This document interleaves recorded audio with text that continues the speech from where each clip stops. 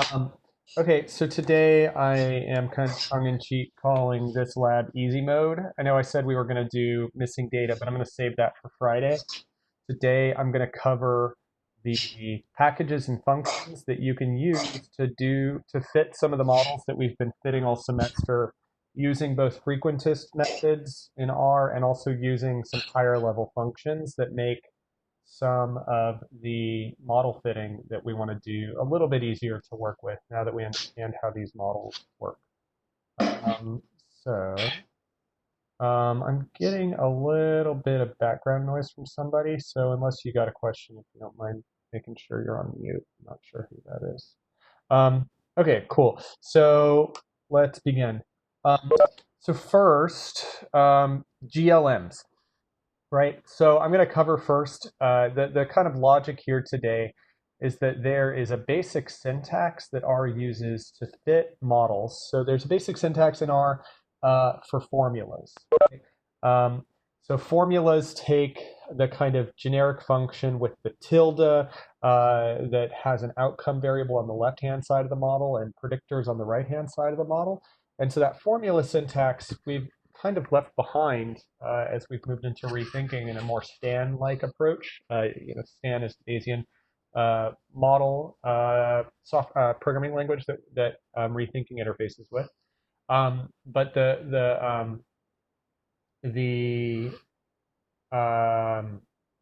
basic formula approach that R uses is kind of easiest to learn if we think through it using R's basic model fitting software. And then we're going to learn how to use some software that allows us to fit the same kind of Bayesian models we've been fitting all semester using that relatively simple model formula approach rather than fully describing our model as we've been doing in an approach that's closer to Stan.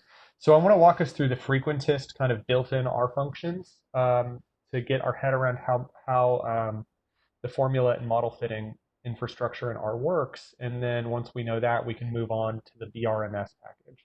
Um, so we can fit a frequentist regression model with a normal likelihood with the LM function. And so those of you who have taken any previous coursework in R know all about the LM function, but I just want to walk us through it.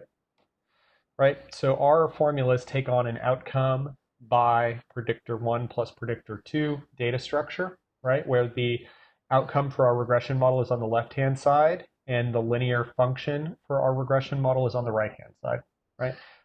Now the parameters are assumed, right? This model assumes an intercept that we've been calling alpha all semester. And then each of those included predictors gets an unnamed beta term. So here we don't need to name our parameters. The model here will assume a one intercept parameter unless we explicitly tell it not to estimate an intercept parameter. And then it'll estimate regression coefficients, or what we've been calling betas, for each included predictor, right? So in this case, I load in the waffle divorce data, and I run a linear model of divorce on marriage rates using waffle divorce. I also load in the brim package, which is a tidyverse package that makes it a little simpler to just put regression output in a data table format, in a data frame format. So I run the model, and then I just run tidy on M0 to get my table of regression parameters, right? So this is probably very familiar to all of us, right? Of course, the key difference here, we can't sample from the posterior. We didn't include priors, right? Implicitly, this includes flat priors. And so the estimates here may be a little different from what we ran when we fit the model in Ulam. But pretty straightforward, right? So this is, any questions about the basic format for the formula here? Outcome by predictor 1 plus predictor 2, comma data, right? So LM, outcome, by one predictor, comma, data. Right? Okay, we good with that? Okay, we can use math functions inside of our formulas, right? So we can use functions like log or exponent or square root on outcomes or predictors. So those can go on the left or the right-hand side. If we want to do other math that it doesn't have its own function, we need to use the I wrapper, right? So in this case, I can model the logarithm of divorce. This is really similar to what I had before, but now we're going to model the logarithm of divorce on the left-hand side. And on the right-hand side, we're going to include the square root of marriage as a predictor and the number of waffle houses per million people as well, right? So we get a measure of waffle houses per population. And because that is a division, I need to wrap it in I for the model to do that operation. But for square root and log, I don't. Wrapping it in I won't hurt for square root and log, but if you need to do things like division or addition or any other custom math, then you need to wrap it in I inside of the formula. Typically in a Bayesian framework, we want to do those transformations beforehand because otherwise at each step of the sampling, it's going to go through and do the math. And that obviously can really add a lot to the computing time. So it's a little simpler just to do that operation once rather than repeatedly. Okay, the other thing we can do is we can add interactions. So interactions can be specified using the asterisk or a multiplication symbol, right? So in this case, I want to estimate one coefficient for marriage rates in the South and one coefficient for marriage rates outside of the South, right? We could think of this as a continuous interaction with a categorical variable. So this is going to give us a south intercept and a not south intercept because R is implicitly going to know, okay, we have a categorical variable here.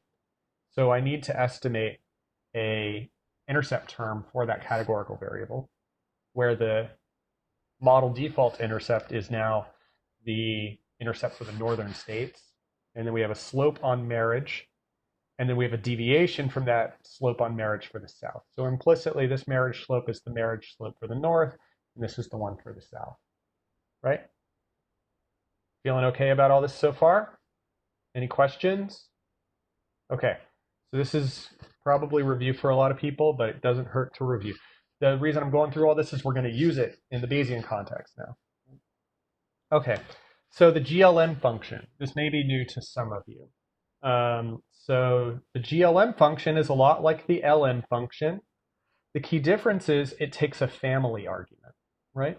So in LM, the family is assumed to be Gaussian or normal, right? Because we're using ordinary least squares to estimate the model. So we're assuming a normal likelihood for the data if we use the LM function. If we use the GLM function, we're going to use the method of maximum likelihood to estimate our models instead of ordinary least squares, and that opens up non-Gaussian, non-normal likelihood models, right? So in this case, we're going to include a family argument when we estimate our model now, and the most common ones you're going to use are binomial or Poisson, right? You can also use gamma, and you can specify Gaussian if you want to use MLE instead of OLS to estimate your model. Not much reason to do that. You can specify a link function, but it's specified by default. So we don't need to manually specify the link function here in the way we did using the rethinking package. So I'm going to use the grad school admissions data that we looked at before, right? Just load that in again, and here's what it looks like. We're going to fit a logistic regression on admit as our outcome variable, right? So here I can fit a GLM with admissions as my outcome as a function of GRE, GPA, and program rank, right?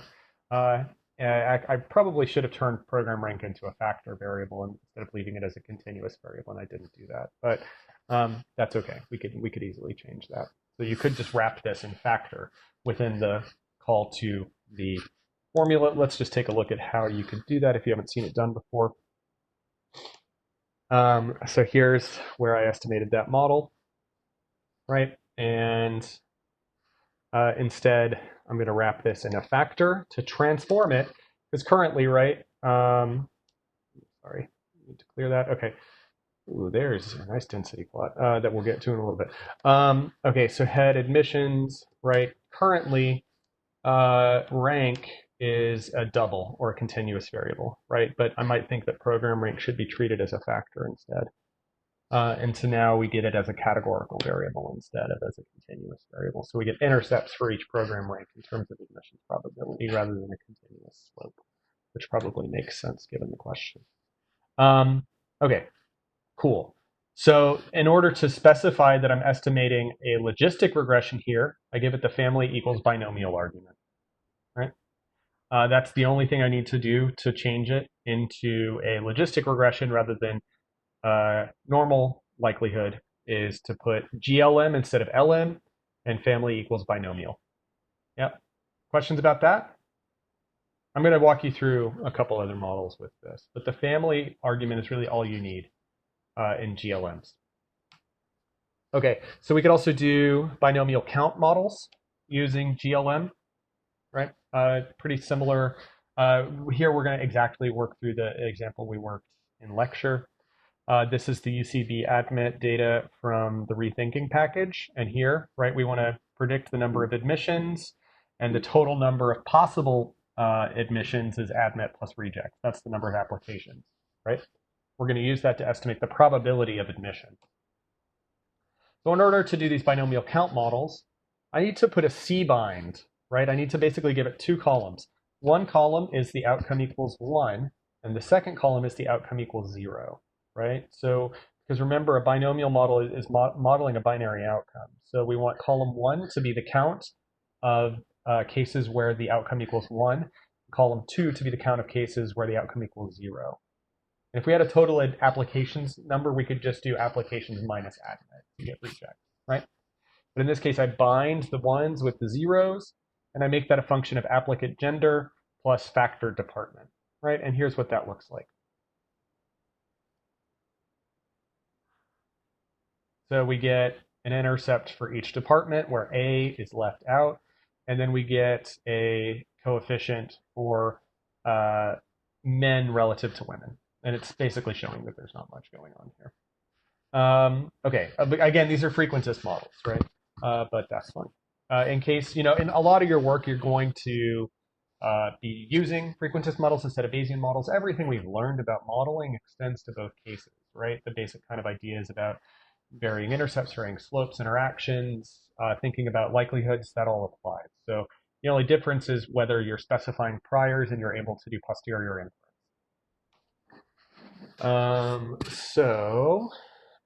Poisson models, right? We're going to look at that fatal encounters data that we looked at in lecture again. So these are counts of deaths by U.S. county. We also have a population column, and we have race ethnicity. So here, all I need to do to specify the Poisson model is to switch out family binomial with family Poisson, right? And I'm going to model deaths as a function of race ethnicity. I think my 6-year-old woke up my baby, and that's not good. What are you going to do? Catherine's got it. She's also on a call right now, so this is the joys of, dual worker kids home relationships. Dorothy may join us in a sec. We'll see. Okay, so here we have an intercept for baseline rates. And remember, if we wanted to, so this applies to both, the logistic and the Poisson models, right? Our link function for the logistic is the inverse, is the logit, right? And so if we want to translate these onto the probability scale, we need to apply an inverse logit to this column of parameter estimates. And for Poisson, if we want these to be on the scale of the count, we need to exponentiate these, right? Okay, now how do we do offsets, right? Offsets are really powerful in Poisson models because, each county has a very different expected death count just based on population size alone, right? Counties with low populations should have lower counts of deaths on average because there are fewer people around who could potentially have died in that year. So we need an offset for this model. In the GLM function, we can specify an offset like this, right? So I do deaths by race ethnicity again, but now I include an offset term. And there's an offset argument in the GLM function we can use, and I want it to be the log of population. Remember, because we're modeling the log of death rates, so we want to put log population in the denominator of our outcome term, and that's what the offset term does, right? It turns it into log deaths minus log pop, or log deaths divided by pop, right? So that gives us a rate. And notice that the estimates change quite a bit in terms of these betas, right? Before we had an intercept of like minus 0.5. Now we have an intercept of minus 9. And that's because we're now modeling deaths per capita instead of just deaths, right? Our outcome is fundamentally different now. Okay. I guess Yeah. I have a question about offsets because I mean I understand them conceptually, but are there general rules about which families to use offsets with, or are we supposed to just understand it through our data? Yeah. I mean, the general rule is when you have a differing exposure across your units, right? So the general rule is if there are more chances for the outcome to occur in one unit than in another unit, then an offset might be appropriate, right? An offset, I mean, but a rate would also be appropriate in that context, right? If you're not in a Poisson context, if you're in a normal context, right, then converting things into a rate before you model them might be appropriate there. But adjusting for exposure time somehow is important. If there are kind of different opportunities for the event to occur, if there's a different structure of that decides how many times the event could have occurred, then yeah. But if the textbook uses the example of the monks manuscripts, right? So if each um, monastery producing manuscripts has the same number of monks working and the same number of hours worked, then we don't need to adjust because they're on the same unit, work per time. If the denominator in terms of how much opportunity is there for an event to occur is equal across units, we don't need to adjust. If it isn't, we do need to adjust. That you got it? We any other questions about offsets? No? Okay. It's a little most times if we're dealing with counts in real world data where we haven't gone out if we're dealing with secondary data and we're dealing with counts, typically we want an offset in our model. But you'll need to think about your case to know when it's right. Offsets are not used as often as they should be. I'll say it that way. You'll see a lot of Poisson models in published research without offsets, and that's typically not a great idea. Okay, so other models we can use in the frequentist context, right, that you'll see. If we wanted to fit a negative binomial, the mass package has a function called glm.nb that we can use to fit negative binomial models. If we want a zero inflated Poisson model, the PSCL package has a zero inflated Poisson model that you can use. And if you want a multinomial model, the nnet package has a nice one. And you can use any of these just by installing the mass package, installing the PSCL or the nnet. Right, in R, if you see this colon notation, that just says the function zero in from PSCL, from the PSCL package, right? So that's saying go to this package and find this function. So those are the kind of menu of models that we've covered this semester, right? And just keep this around for reference in the future if you want to go back and it sounds like something that fits that could use a zero inflated Poisson, and you can just come back here and find this pretty easily. Or Google zero inflated R, and you'll find this pretty quickly. They're kind of canonical tools that are used for these kinds of models. Okay, so that's it for GLMs. So that's how we could fit every GLM that we've covered this semester in a frequentist context using generally the GLM function. Sometimes we'll need to go outside of the GLM function for that. Questions? We good? All right. Multi-level models. Okay, so now we're going to cover frequentist multi-level models really quickly. And the reason for this, again, is the tool that I'm going to show you for Bayesian inference uses the syntax from the lme4 package, which is the kind of default for fitting multi-level models in R, which is really similar to the GLM syntax. So lme4 is an incredibly useful package for fitting multi-level models. It's used very widely, and it's very good. It follows the basic R formula syntax, but it has some extra tricks to fit varying intercepts and varying slopes. And in the context of lme4, you may, if you're reading the documentation, you may see it described as fixed effects and random effects, right? So fixed effects are those predictors that do not have a varying structure, that don't have a probability distribution structure, right? And random effects in that syntax are those things that do have a varying structure. So your varying intercepts and slopes in that syntax will get called random effects, and your classically estimated intercepts and slopes will get called fixed effects. That syntax is kind of wonky for a lot of reasons, because then we think about like a fixed effects model in econometrics, and if we're in Bayes, then everything has kind of got a probability distribution to it, and so that language starts to break down a little bit, but that's the idea. Now, the format here is similar, that we have the outcome on the left-hand side, right? And we have predictors on the right-hand side. Now, the way we specify the structure of these is that for a varying slope, we do plus, and then we wrap it in parentheses, and we say one type varying slope categorical variable, right?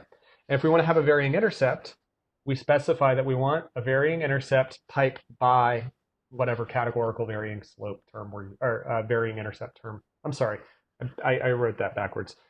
We want a varying slope by varying intercept term. So the varying slope goes on the left, the varying intercept goes on the right.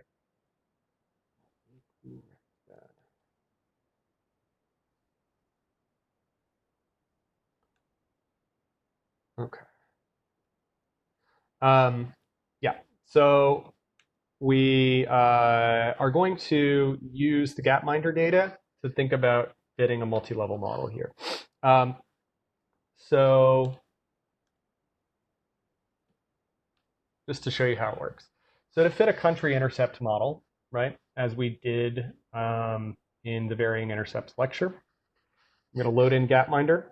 I'm going to fit a model where life expectancy is a linear function of years. So we get that slope of year over time. We get a slope of life expectancy increasing over time, and we get a variable intercept for each country, right?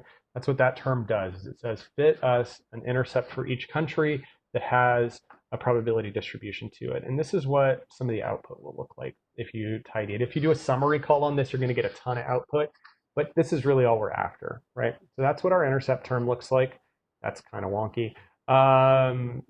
The slope over time is you get about a 0.3 increase in life expectancy for each year. The reason that that's so low is because the starting year is 1952, right? So it's got to multiply 1952 by 0.326. Intercept terms are very much an artifact of how you specify the model.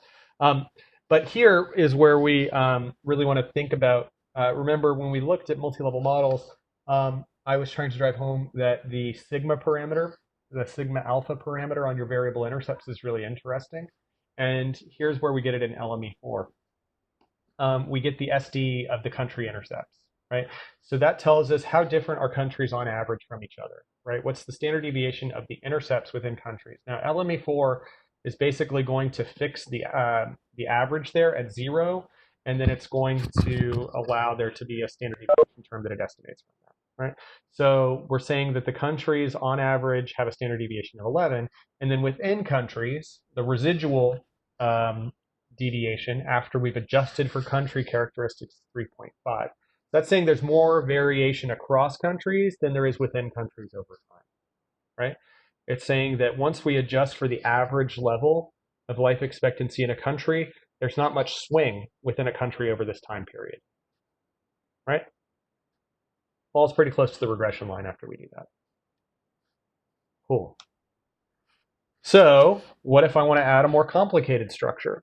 What if I want nested intercepts, right? So that is, we can estimate country intercepts, but we can say that those country intercepts are nested within continents, right? So that first we need to adjust for continent differences, and then within the continents, we can explore country differences. So we can impose a nested structure on our intercepts. And we do that by putting the higher level variable divided by the lower level variable, right? Continent is higher, country is lower. So we specify that we want two kinds of intercepts here. We want a continent intercept and a country intercept, but we want the countries to be estimated within the continents, right? We specify it this way. So we do the same by year plus one pipe continent slash country. And that's going to give us our country within continent standard deviation, and then our continent standard deviation, right? And again, we see that turns out that there's more variation across continents than there is within continents, right? But we still see a pretty high level of within continent variation. And that residual variance is relatively low, right? There's some within country variation over time, but it's not as extreme as the cross-continent variation, and it's not as extreme as the cross-country within continent variation. Questions on that nested approach? If we wanted to have crossed categories for our random effects, we could just add another term. Now, in this case, it's inappropriate because countries are fixed within continents. They can't be in multiple continents.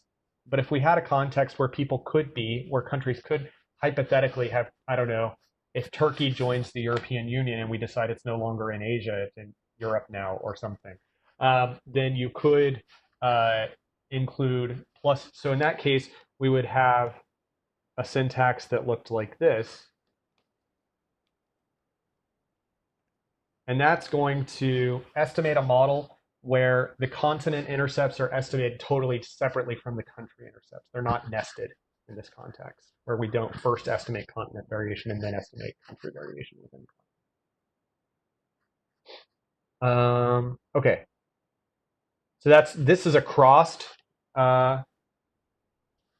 specification for our random effects, where we could have assignment across units, right? And so these are not treated as hierarchical.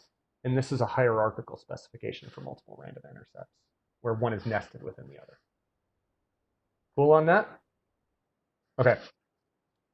And there's I've included some links at the end. There's a lot of resources you can find online that will kind of give you a taxonomy of the random effects specification for lme4. Okay. So nested random slopes. Right, varying slopes. So now we're going to take that same continent and country nested within continent syntax, but remember we have that one here, and all that one is saying is I want an intercept, right? But what if I also want a slope for year? I can put year there, and now I'm going to get varying slopes in addition to the varying intercepts for continent and country. Now I'm going to get a varying slope for year, right? And remember, for varying slopes, we want a continuous measure to fit it against. Now, you might be like, but wait, you still have year over here. And it's true. What I'm doing, in effect, is I'm saying, what I want you to do is to estimate one slope for the world, right, for global increases, but then I want each country to have a deviation from that global slope. So that random slope is now centered on the regression line, so it is a mean zero, and then it has a standard deviation in terms of how far or high does the slope increase away from that global line. Right, and that's what the SD for year will tell us. Right, so now we're actually going to get continent level slopes and country level slopes. So this might be overkill, but we're seeing that the year by continent slope has some variance in it, but the year by country slope within continent doesn't. Right, so once we know continent level differences, in terms of growth trajectories, we don't get a whole lot more at the country level after that, right? We get the correlations between our intercepts and slopes as well, right? They're pretty high, at least here. This one's telling us largely that one is uninformative and one is pretty informative. And yeah, so we get a lot of output here in terms of the covariance matrix that we discussed last time. Right? So this is where that covariance matrix lives. And just so you can see what this model looks like in terms of the summary, summary is actually pretty useful with lme4. So let's look at a simple example for M7. Because typically you're not going to look at it tidy. It's just the output can be quite long. So this is what summary looks like for lme4. So we get our Random effect, this is effectively a kind of compact version of the covariance matrix, right? So we see that the standard deviation of country intercepts is 11, the residual standard deviation is 3.5. And then we get our fixed effects estimates down here, right? That's the beta and the alpha. Now we get to the more complicated model. Now we have two terms that we get in our covariance output here. And remember, the standard deviation is just the square root of the variance. So that's kind of redundant, but that's fine. And then the correlation of the fixed effects is not especially informative, but when we want to see the correlation of the random effects with the fixed effects, we can see it once we have slopes in the model. And there's our correlation coefficients, the rho, as we kind of discussed last time. It's also going to tell us the number of groups we've got, 142 countries and 5 continents. Right? So we get a lot of output here that can be kind of useful. Okay. Questions on this? This is a multi-level model. We have a normal likelihood for our data, and we fit variable slopes and varying intercepts. 2 levels of varying intercepts, 1 level of varying slopes. Okay, cool. Moving right along. How can we fit GLMs in this approach? Okay, pretty straightforward. So here we can use, instead of the lme4 lemur function, we can use the glemur function, GLMER, right? So if we want to fit normal likelihood models, use lmer. If you want to fit GLMs, use GLMER. So here we're going to use the fatal encounters data again. And I'm going to fit state intercepts. So I'm going to say each state has some level of fatal killings that's different from other states. So each of the 50 states is going to get a random intercept here.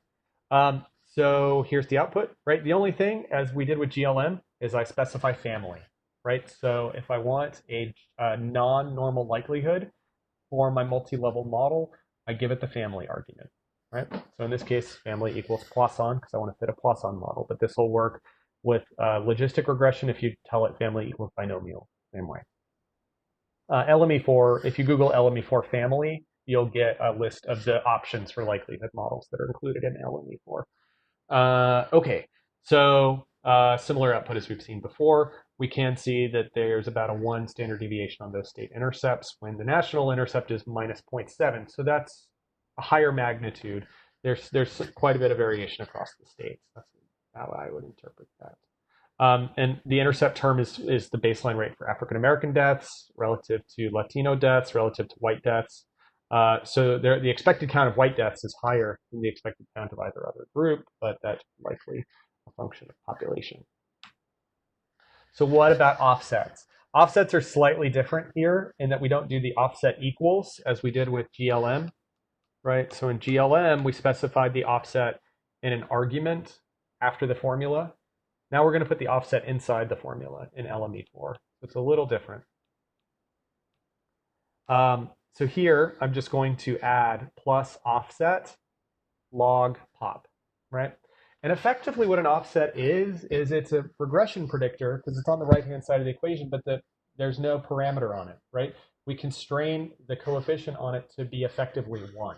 Right? We say don't estimate a beta for it. Just put this in the model.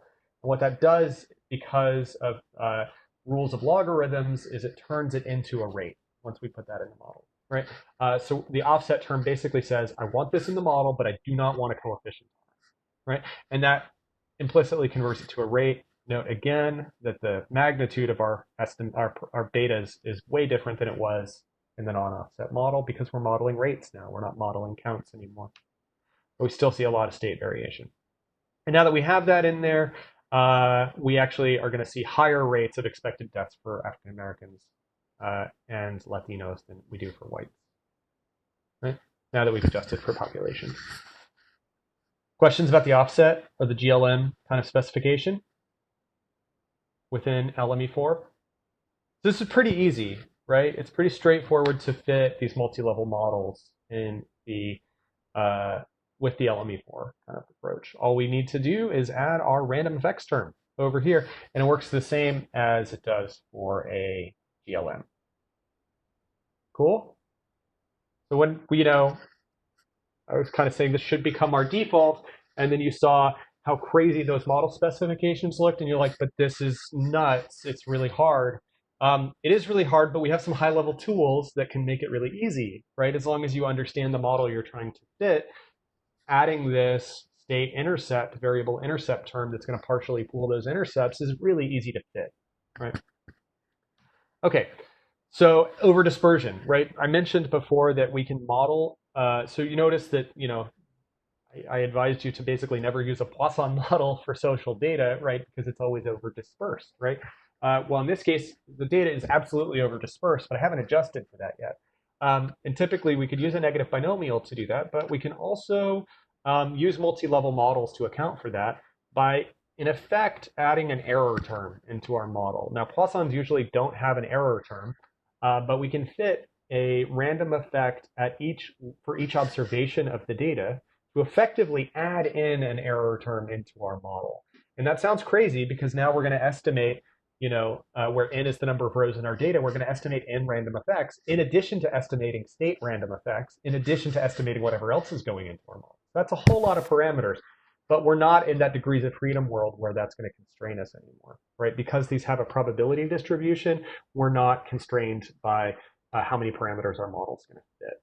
So in this case, we've got, I think, 1,500 rows in the data. So we're going to get 1,500 intercepts plus the 50 state intercepts plus the 3 intercepts for each racial and ethnic group.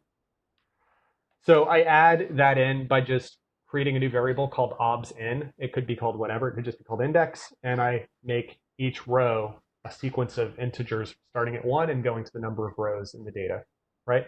That's going to give us a 1, 2, 3. It's just going to give us a row number, right? But each of those row numbers is now going to get a random effect. I specify that by adding, so in here I don't need them to be nested, right? I do want them to be crossed. So we get a state intercept and an observation level intercept.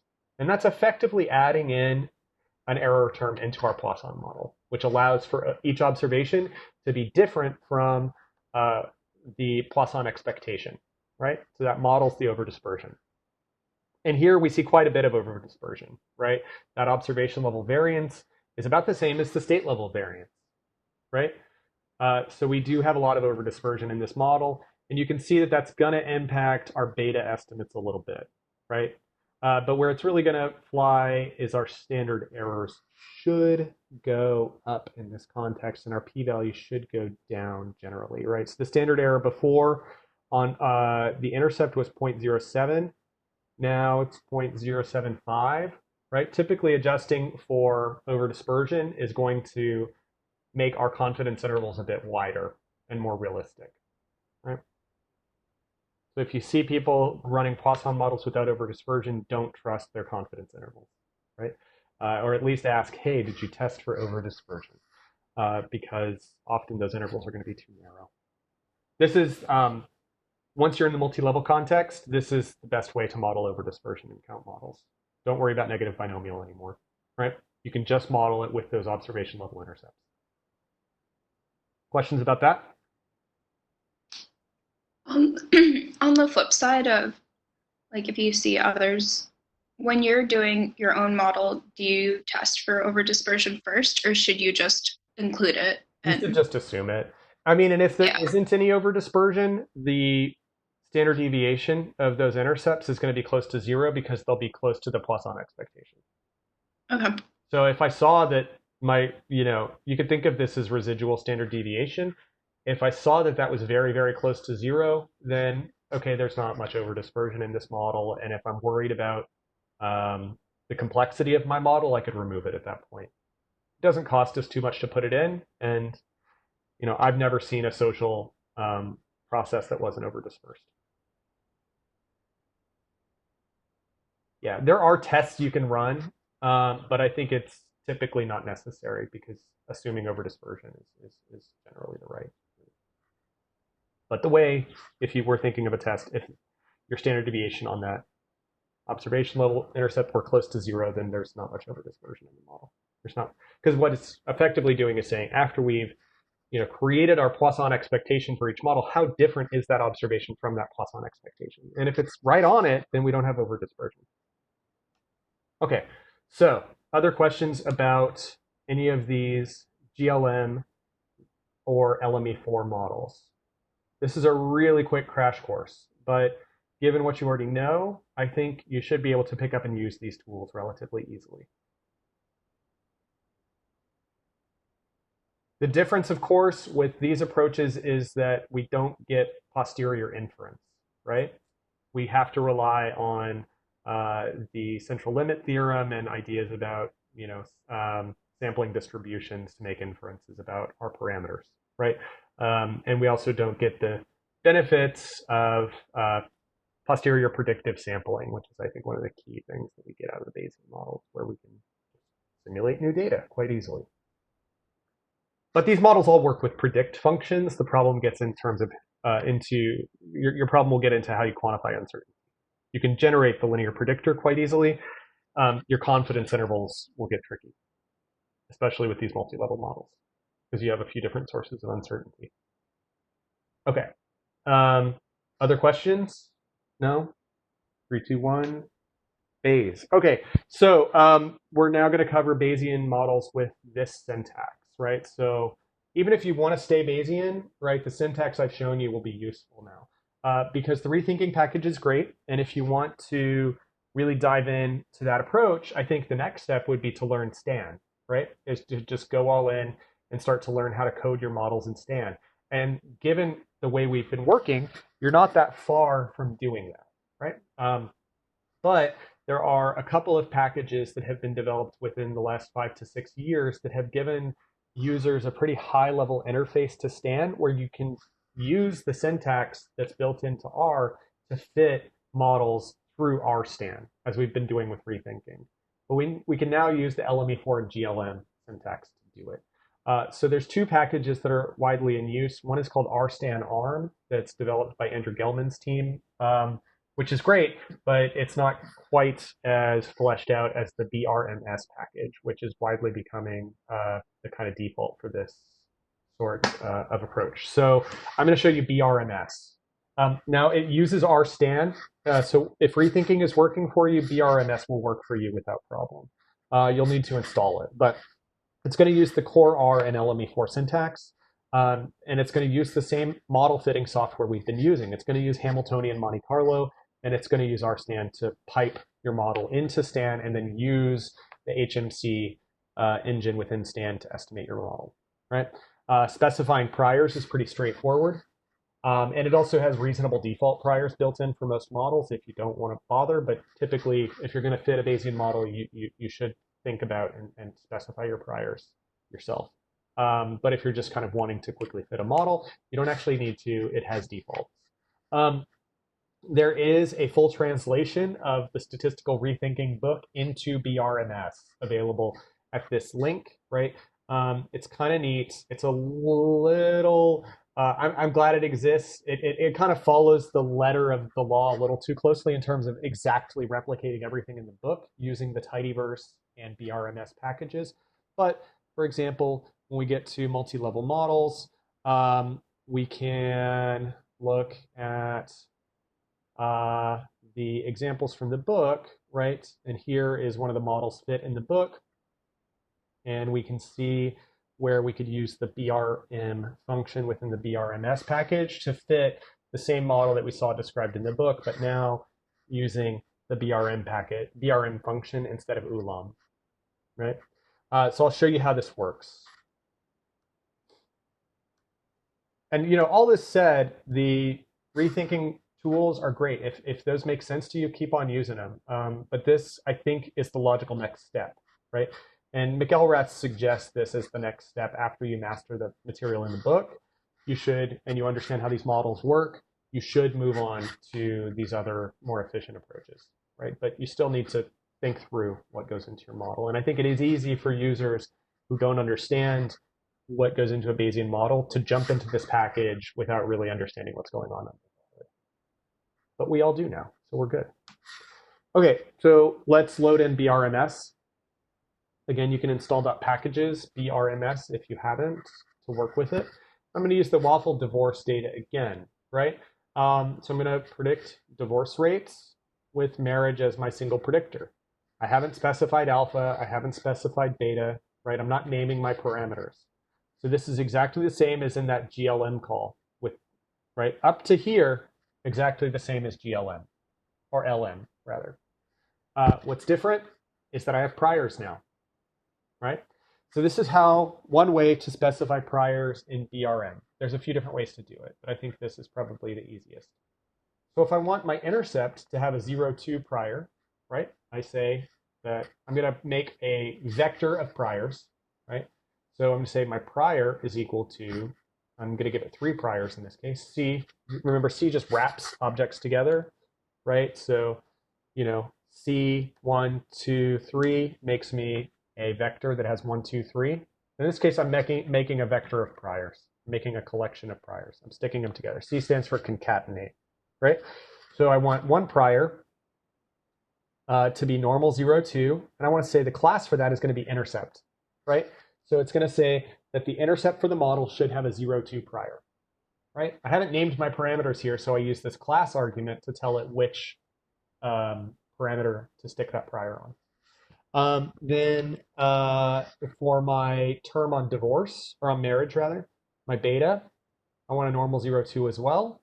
And I tell it class equals B for beta, right? Now, if I want to have different priors for different betas, I can give it a second argument called coef, right? That tells it which coefficient does that go on. And in this case, it goes on marriage. I could leave this argument out, right? Because I only have one coefficient here, and leaving it out will just give a normal 0, 2 prior. If I had more than one predictor and I left that argument out, they would all get the same prior, which is often fine. Sometimes you do want different priors there, though. And then I'm going to give an exponential on sigma, which, remember, this sort of typical Greek for a standard deviation is a sigma. So I'm saying my standard deviation prior is a 1. You'll often see a half Cauchy prior is used here, and that's fine too. That's kind of the default. And it's, if you were reading the first edition of Statistical Rethinking, that was the typical prior. But in most examples for BRM, you're going to see half Cauchy distributions used as the prior for standard deviations. But the exponential one is fine too. Okay, so that's how we set our priors. Does that look okay to people? So we can, if you really are kind of wanting to work through this, maybe go back to the first place that we're starting to fit models, and you can go through this statistical rethinking with BRM, and find some examples of where they fit models that you're familiar with, right? That we worked through in class and in the book. And in this case, this is the brain mass example, right? But we can see some of the arguments that our Stan uses that we used in rethinking appear here too. Like we want 2,000 iterations, 4 chains, 4 cores, right? All that stuff you can add in. So a lot of the arguments that we've been using in ULAM work in BRM as well. Okay, so no questions about specifying these priors? We're going to see a few more examples. Okay, yeah, I'm just having trouble. What is the unique difference here between ULAM and BMRS? I can't see it. Yeah, sure. So if I were to fit this model in ULAM, I'll show you. Okay. So this model in ULAM, here's the model in BRMS, right? So it's going to compile the model. So we're going to get the same message as we've been getting because it's actually just like converting what we gave it into our Stan and into Stan, and then using Stan to compile the model, right? But we'll call this ulam 0, right? And we're going to use ulam a list. And now I need to give a formula list, right? And we're going to say divorce is dnorm mu sigma. We're going to say mu is alpha plus beta times divorce, or times marriage, right? And we're going to need to manually specify all our, so Ulam is far more verbose, right? We need to tell Ulam a lot more about our model because it's not assuming anything, right?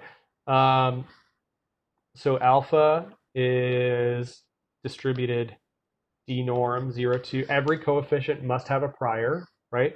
Beta is d-norm 0 2, and sigma is dexp1. Data equals waffle divorce. Okay, and let's fit that and see what happens, right? I did something wrong, but I won't make you sit through me troubleshooting this now. One reason that I like BRM better is it gives us me error messages to tell me what I did wrong.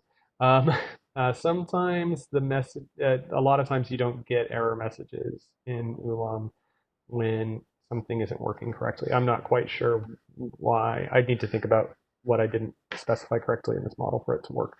But that's how I would write the model in Ulam, assuming it worked. Um, Okay, thanks. the difference is this is my formula here. I did not specify the likelihood function. It's assumed to be Gaussian, right? I could say family equals Gaussian or normal, right, to get the same effect, which I'll show you with GLMs. But that's going to tell it what the likelihood function is.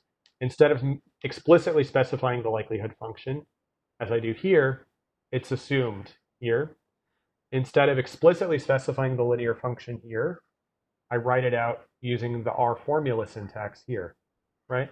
And then instead of naming each parameter and its prior here, I use this syntax to either name a prior for each parameter or name priors for classes of parameters. So that's the difference. For this toy model, it's not a lot more code. But for more complicated models, it will be a lot less code to use BRM than it would be to use Ulam. I have a question. So how do we find, like, are there more classes than the ones that are currently there? And how, like, would we find the list of classes? For priors or Like, because for likelihoods? usually in Ulam, we're defining the priors, like spelling out alpha, and if we did A, it would be the same thing Mm-hmm. versus. Yeah.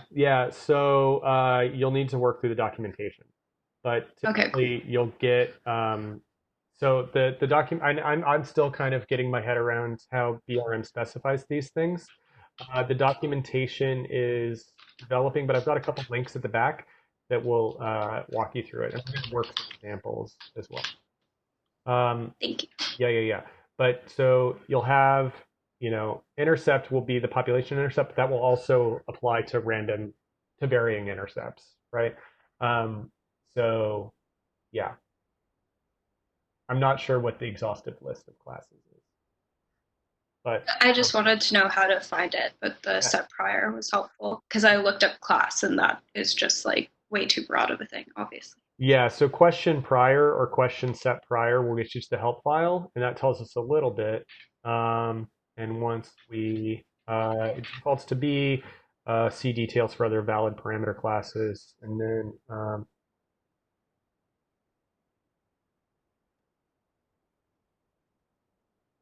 so intercept prior class equals intercept. So the documentation works through some of those examples. Yeah, sorry. Other questions? If you do want to name, if you name a particular coefficient, though, it'll stick that prior exactly on only that coefficient. And then use either defaults if you haven't specified others, or if you have specified them for the class, apply the class. Okay, so why would you use this, though? I mean, if Ulam is working great for you, cool, stick with it. But this will be easier, especially when we get to multi-level models. Okay, so this is the output. So we get output that looks a little like what we would see from a GLM in R or an lme4 model with some new stuff because we have a Bayesian model, right? So it tells us the chains, it tells us the iterations, the warm up. We get our 95%, I'm rather 95% interval For the posterior, for the intercept, and for beta, we get r hat, and we get the effective sample size, just as we did with ulam. So those are our convergence diagnostics, right? Model converged fine. And then we get our sigma as well. And that it says family-specific parameters, population level effects. Remember when we were looking at lme4, it said fixed effects, random effects? That's what it's telling us here. Fixed effects here are being called population level effects, and random effects are being called family-specific parameters, and that's where our variance parameters are going to go. So we're getting kind of different language to describe the same thing here, but if you think about varying intercepts as being group level or family specific level, and then the non-varying intercepts and slopes, those ones that are not partially pooled, as being population level, that might kind of clarify these. You can see, though, it really depends on how you specify the model, and a lot of this language gets messy in terms of how we talk about these things. I typically just say multi-level models and varying intercepts and slopes. But anyway. Okay, the other thing that's really cool with BRM is there's a lot of convenience functions built into it. So if I wanted to see trace plots and posterior densities, I just plot my BRM object, right? And I get a density for the posterior samples for each of my parameters, right? And I get my trace plots so I can quickly evaluate convergence for each of those parameters, right? And those trace plots look good. And those densities are, my posterior samples. And that's pretty useful to be able to get up quickly. And those are typically the two things I want to look at after I fit a model, right? So it's nice that those are just there in the plot. There is like a shiny dashboard you can use for BRMS if you want to get really fancy. Trying to remember how to call it. You can actually get launch shiny stand. So you can get this like really fancy interactive dashboard to evaluate your model that'll open in your web browser. It's going to take a second, but here let's click on diagnose. And look, there's my trace plot and my histograms for the model, the log posterior distribution, step sizes, tree depth, right? We get just so much stuff in this in terms of describing our model, right? We can get diagnostics for the chains and the step sizes. We can get our convergence measures. We can look at autocorrelations. I mean, this is a little too much. I don't typically look at this. But if you really want to know a lot about your model, you can do launch shiny scan with your model name, and it has a whole Shiny app. Shiny is the interactive language that is built on top of R that'll launch in your browser, and you can actually poke around in your model if that's your cup of tea. But plot usually gives me enough. Now, the other thing we can do is we can directly sample the posterior, right? So remember in rethinking, we used extract samples, right? In BRMS, we can use posterior samples, right? So now I get a vector of, I think, 4,000 draws because I had 4 chains, so I get 1,000 samples from each chain. So I get 4,000 draws from the posterior for each parameter in the model, and I also get one for the log posterior for that estimate, which we don't really need to worry about, but that's what that LP column is. So I get 1,000 beta or 4,000 beta intercepts, 4,000 beta marriages, 4,000 sigmas, and that's what those densities are. But often what I want is the linear link function, right? So there's posterior samples. Often what I want, and what we did all semester, was we want to apply the linear link function to think about where mu is for different values of our predictor, right? So in this case, I can do exactly what we've been doing all semester. I can create some simulation data where I let marriage rates vary from 1 to 50 with a 0.1 step size. And then I use the posterior lin-pred function, which does the exact same thing as the link function does in rethinking, right? So if you want a BRMS version of link, it's posterior lin-pred. And I give it my model, and I give it new data to predict over. Otherwise, it'll give me mu's for each value of the observed data, which can also be useful. But if I want it along some range of a predictor, then set up your fake data and do that. And let's see what that gives us. So that will give us, right, just so we can kind of remember what we're doing here, right? SIMDAT is going to be one variable data frame where marriage goes from 1 to 1.5 all the way up to 50, right? And then it's going to go through the posterior and apply the linear function and get samples for each of those values, right? And post mu now is going to be a matrix with 4,000 rows and 491 columns. And why 491? Because I've got 491 rows in SIMDAT, right? That's how many steps I took. So it's got 1,000 or 4,000 draws for each of those values of my simulation data, right? Of my hypothetical marriage rate. And I'm going to do what I've been doing all semester, right? I'm going to take SIMDAT and I'm going to put mu lower, mu upper, and mu mean on it. Now I'm not going to use the PI function from rethinking here. I'm going to do something a little different. I could use the PI function, that's fine, to get that 89% interval. Here I want a 90% interval instead of the 89. So I'm going to manually specify a function inside my apply. So this looks like a lot, but it's not that hard. What I'm saying is apply over post mu for each column this function that I'm naming right now.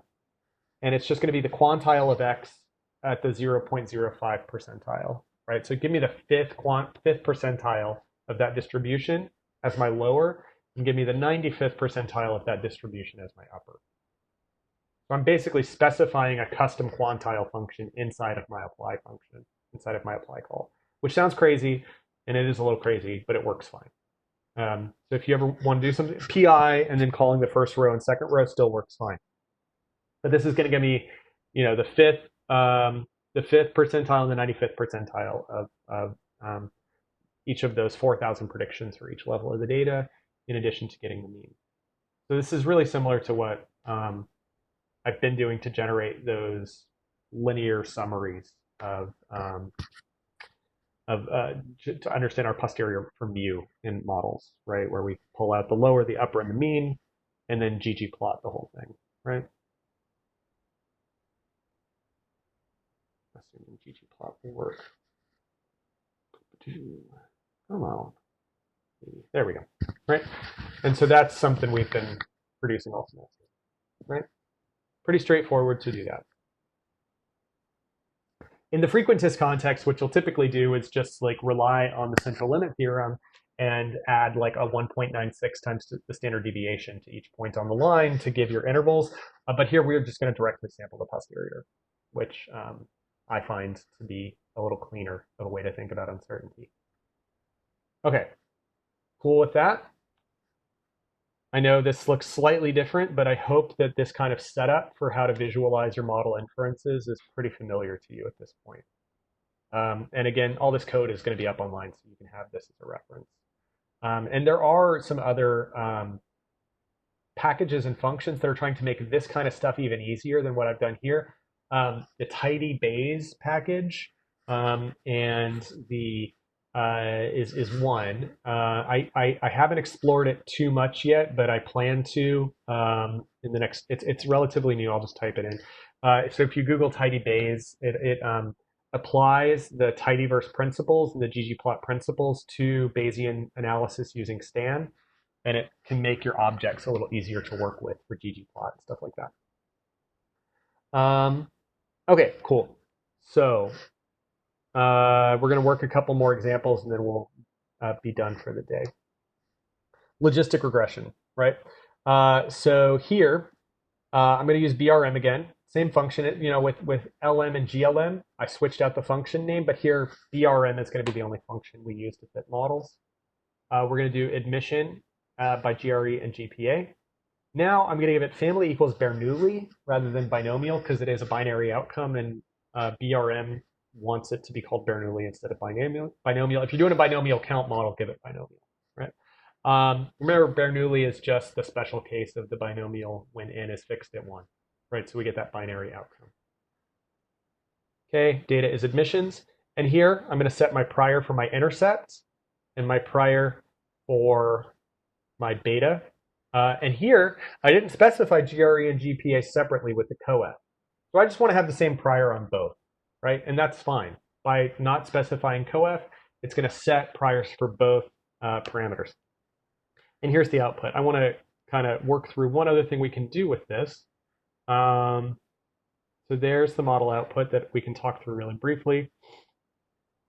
So it's going to show us that the link function is logit. Remember, when we fit this model with Ulam, we needed to manually specify the link function. Here, it's implied because we told that it's a Bernoulli likelihood. And so the default link function there is the logit, and it's just going to make that decision for us. So a lot of the decisions that you would make in specifying a model manually using Stan or rethinking are not going to be made automatically. And again, the only reason that we're good with that is because we know what's going on, and why would we ever specify anything other than a logit link for the Bernoulli? Okay. Then it's going to tell us a lot about the data, the chains, right? We're going to get our diagnostics, same as we've been getting, right? And this should look pretty familiar to us. If we wanted to, again, look at the convergence, we could do plot brm1 to get the posterior density for our intercept and GRE and GPA coefficients, as well as those trace plots, right? And it all looks fine.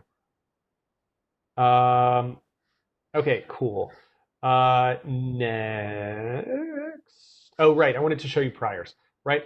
So if you want to extract your priors from an object, you can use the prior summary function to look at what the priors are for each group. In this case, because I specified them for the class, it's going to tell me that the normal 0, 1 is a prior for beta, and that I did not specify different priors for GPA and GRE, right? Now I could go in here and say that I want a different prior for, let's say,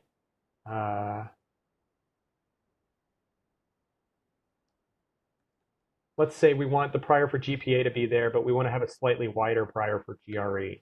Say normal 0, 2, class equals B, and we'll say coef equals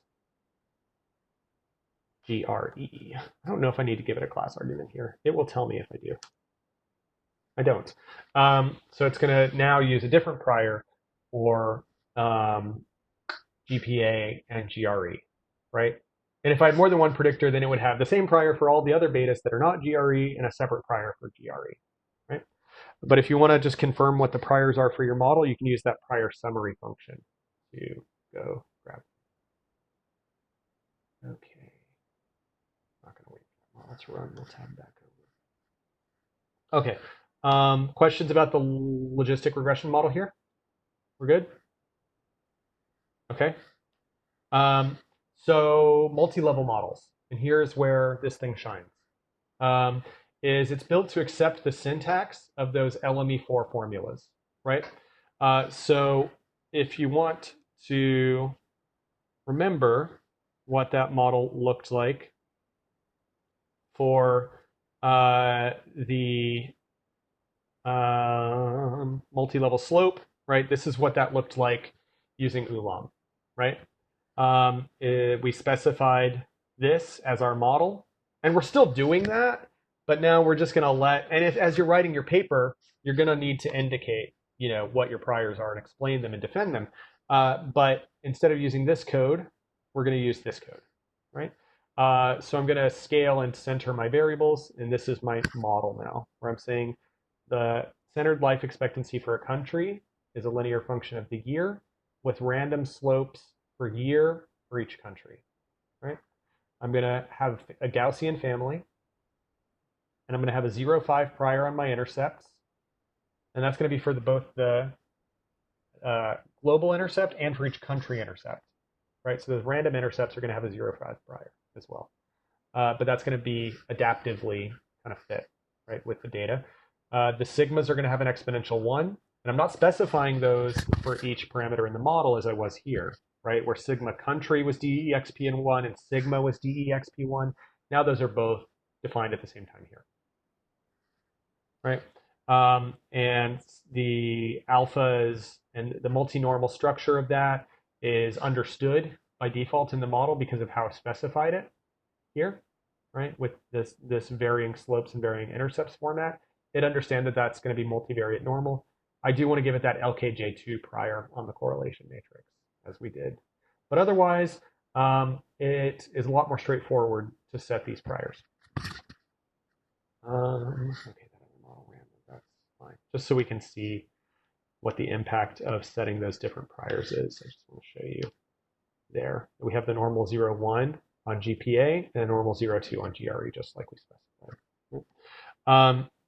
So here's BRM7, right? This is this big multi-level model where we have a varying slope by country and year and a varying intercept by country. So here's what the output for that looks like, and it's going to look similar to the lme4 output, where we get these group level effects, right?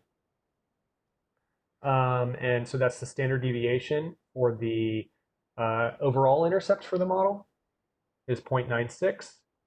The standard deviation, I'm sorry, that's the standard deviation for country intercepts, because these are the group level effects by country. You can see it's kind of working me through this. The number of levels is 142, so 142 countries. The global, the country slope is 0.06 standard deviation, and then there's a correlation of minus 0.42, right? So that means that countries that had lower intercepts could have higher slopes, right? We get a negative correlation on that, as we thought we might see. And then we get a global intercept and then that global year term. And so these year slopes can be understood as deviations from the global slope. And these country intercepts can be understood as deviations from the global intercept. And specifying the model that way allows us to arbitrarily center the distribution of our varying intercepts and slopes at 0, which is a useful thing to do because it's one less parameter to estimate. Okay, cool. And the convergence on all that isn't great, right? Our effective sample sizes is kind of small. This model's a little complicated, but let's take a look at the trace plot, see what's going on. Take it a second. Right, if we look at these, we can see a couple parameters are not estimated super well. The chain on this beta for the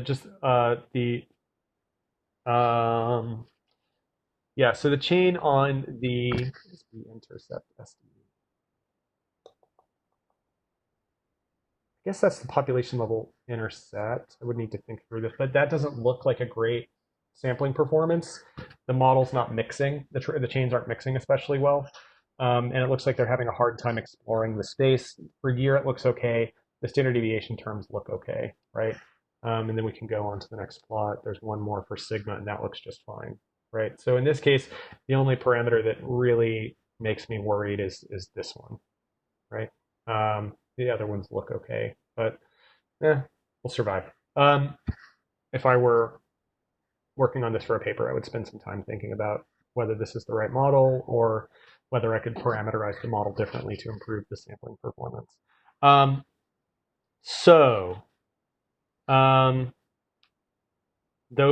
That kind of gets us up to the most complex models we estimated in the class, right?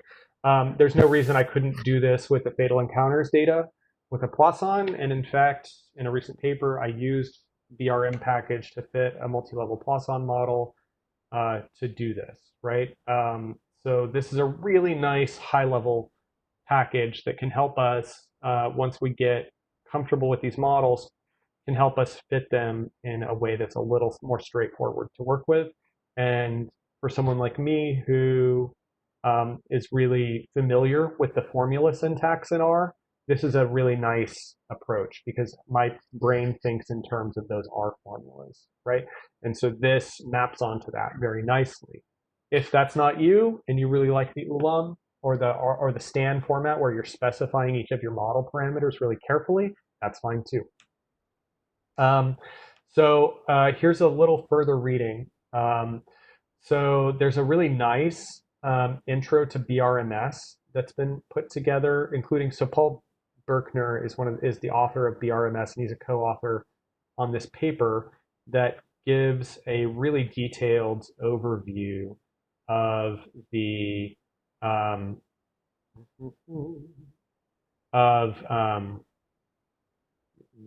using BRMS in a particular application, right? And it has R Markdown for it as well. But it works you through, this is actually from a dissertation. So if you just Google this, you'll get a much nicer book down format. Where is it? I don't know. Yeah, here it is. I'll post this in the chat. But this walks us through in detail how to fit BRMS models for a particular application. And I think it's a really nice overview if this stuff is feeling a little complicated right now. Oh, sorry, didn't mean to do that. Meant to do that.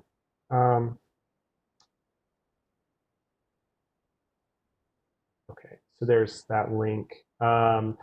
So that's a really nice one. The lme4 manuals on CRAN are really good. This link is to one of the vignettes about how the package works. If the syntax for the varying effects was a little confusing to you, they have a nice table for how they specify these random effects, and here it is, right? Um, so if you're kind of confused about how the syntax works, this is a nice place to go. There's also some good Stack Overflow posts on that you can get to with some Googling. And then the BRMS package documentation is also, it's a little mathy, but it's good. So if you're going to use this a lot, I do recommend kind of working through the documentation just to get your head around how it works. But this is a paper written by the author of the package that in the Journal of Statistical Software that explains how the software works and how it specifies models, and how to set particular kinds of priors. And it's written with the assumption that you're fitting multi-level models, right? So yeah, that is all I got for today.